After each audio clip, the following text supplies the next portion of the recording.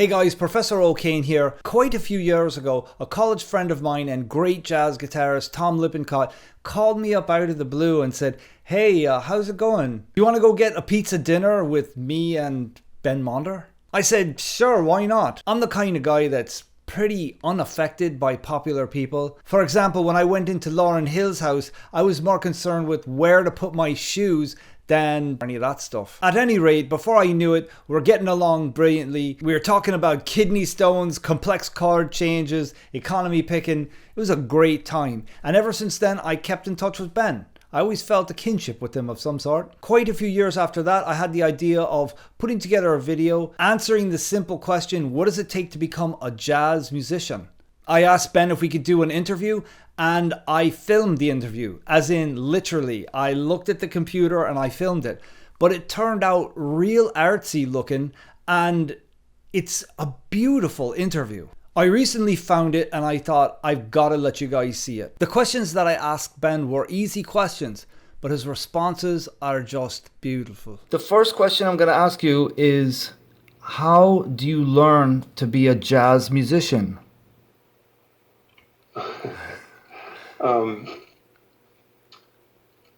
Primarily learning the jazz language through listening. You can learn all kinds of technical ways of approaching jazz improvisation, the way it's been academically put together. But really the only way to assimilate it so that you can actually represent it is through digesting recordings and just getting the sound in your ears. And all the technical work will just serve to codify that and reinforce it. But it's really about learning a language through repetitive exposure, I think. So is technique a big part of that? Or does that just come? Well, you need as much technique as will be effective to represent what you're hearing. So you don't have to have blazing chops if all you're hearing is really simple lyrical melodies. But you need to make those simple melodies sound great. So technique can mean a variety of things, and most people think of technique as being the ability to play fast. But I think of it as just the ability to sound really good. Just to make anything, no matter how simple or complex, sing and be musical. And what about improvising and composing is essential to you? Well, they're both essential, and they both cover different aspects of what I'd like to realize as an artist, I guess. What's great about improvising is you're exploring the unknown in real time, and that's really exciting. And if you could sort of mount an energy wave and and ride it and see where your mind takes you, where your imagination takes you, and bring other people along with that wave. That could be a really captivating experience for everybody, And then there are things about improvising that you just can't capture, and you'd need the craft of composition to really manifest. So both are equally important to me. How hard is it to survive as an improvising musician? I don't mean survive on the bandstand. Sometimes it's harder to survive on the bandstand. I think that answer differs for everybody because, look, I'm 56 years old and I've been doing this for decades and decades. And at this point, I feel like I'm sort of have a certain amount of work that's kind of guaranteed. Like I don't really have to worry about having enough gigs or, income generating activities musically to survive. And it took you how long to solidify this? Well, a while. You know, when I first started playing professionally, I was doing almost no creative music. I was doing wedding. There were. See, the thing is, the scene is, I think, commercially very different now than it was when I was in my early 20s. So,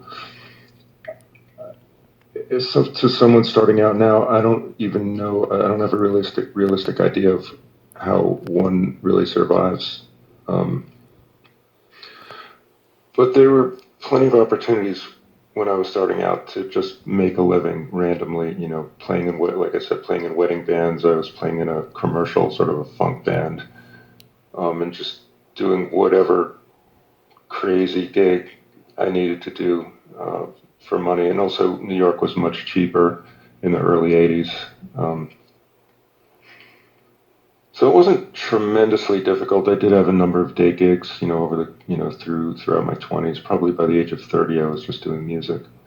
But the whole thing happened very gradually. You know, I very gradually started to be more active in more creative pursuits. And, you know, at this point, I don't do too much that I don't really want to do. So Scott Henderson was talking about this idea, which basically I think that you just mentioned, where you said throughout my 20s. you kind of put it in one sentence, but he was talking about how you have to push and constantly be aiming towards this thing that you want, which is, and especially if it's being a jazz guitarist or jazz musician, that it's going to take years, and prepare for the journey. Yeah, well, sometimes it takes years, and sometimes, if you're lucky, you know, if you're a prodigy and you play for the right people at the right time, and, you know, there is a certain amount of luck involved, of course, as well as talent and hard work, then maybe it won't take so long. But I think you need to be prepared to sacrifice a lot and to work really hard, and for maybe be prepared to not have the life that you're envisioning for yourself. Did you ever feel like quitting? Yeah, I still do. Oh yeah, that happens occasionally, you know. And usually it's not even a matter of like career frustration as much as like musical frustration, or just like physical frustration with myself, like my hands don't work or whatever. I feel like I can't improve, or I can't play this or that, or, you know. But that's too easy, you know. Do you find even at this stage that you're in playing situations where you're thinking this could be better? Because a lot of people who are up and coming. Well, by this, do you mean this whole situation, or me, or what? I suppose you know, when you're coming up, you end up doing gigs with people that that don't inspire you. I don't want to get you to say something you don't want to say. I'm just saying, does it ever happen? I won't name any names. Yeah. Does it ever happen where you're in a playing situation where you're with people that you're not particularly too chuffed on playing with, and you have to play with them? Or does that not really happen anymore at this stage? You know, of course it happens once in a while, maybe through a misjudgment on my part, or, you know, sometimes you take gigs. Sorry.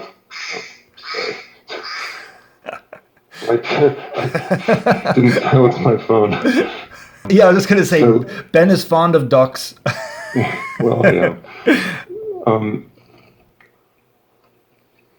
Yeah, sometimes you take a gig sort of on faith, and you make your best judgment based on not that much information, and sometimes it goes well, and sometimes it doesn't go so well. Usually I try to avoid situations where I feel like the result is you know, less than ideal or subpar. You know, yeah, it happens. Like maybe I might even be hired by a leader that I really respect, and maybe somebody else that he's hired is less than inspiring, and I have no control over that, and then that kind of ruins the gig, like if the drummer has a weird feel or something, I mean, things happen, but generally you try to avoid that. How important is personality in this business that you're in, even in the jazz business? Well, I think it's very important. People hire people that they like to hang out with as much as play with. So if you're, for whatever reason, a difficult person, you're going to find it really hard to get hired, and especially to be hired to tour with, because if you're touring, you're in a very close knit environment with 4 or 5, 6 people for an extended period of time, and you need to be able to get along with people. And I mean, I've had very little experience with difficult personalities on the road, and I usually find it really, it's usually a really fun time. And what is there I'll wait I'll wait till the cops go by. Yeah, sorry about this. No bother. I'm used to hearing that siren though when I play though. Yeah, if you want a real New York interview, that's what's going to happen. Yeah, that'll prove it, right? What qualifies as soulful to you when you hear jazz today? It's hard to really articulate that exactly, but if I feel an emotional resonance with something, no matter if aesthetically it's traditionally thought of as soulful, like then to me there's communication from soul to soul, and the content is really secondary, or the content, meaning like the genre or the form of it is secondary to the emotional resonance that comes through. I'm noticing in lots of music that I'm hearing, not lots, but a considerable amount of music that I'm hearing now, with younger guys playing jazz, great hands, lots of different time signatures, lots of complex chords, no connection to the grit or soul of days bygone. There is some of that, yeah, and to me it sort of speaks of to just maybe a fundamentally different experience of music. Like if that's what you're expressing, then you're probably listening to music for a completely different reason than I'm listening. Yeah. And it's not to say that I don't like that kind of music, because I really do. I love complexity, but not at the expense of more fundamental elements. So that's what you're going for in your writing? Even some people might say, "Oh, Ben Monder's music is very complex." Well, listen, I'm just writing. I'm trying to write stuff that I use the word resonate a lot because I can't think of a better term, but that I resonate with. That I, that just sounds good to me. Hopefully, if it sounds good to me, it'll sound good to like a couple of other people out there. I'm not going to worry too much about whether it's like too complex or too this or too that. It's just like this is what I want to hear. I'm not hearing it in the world anywhere, and so I'm going to try to bring it forth. That's a really beautiful thing, I think, that you just said right there, and I think that's a really good place to end.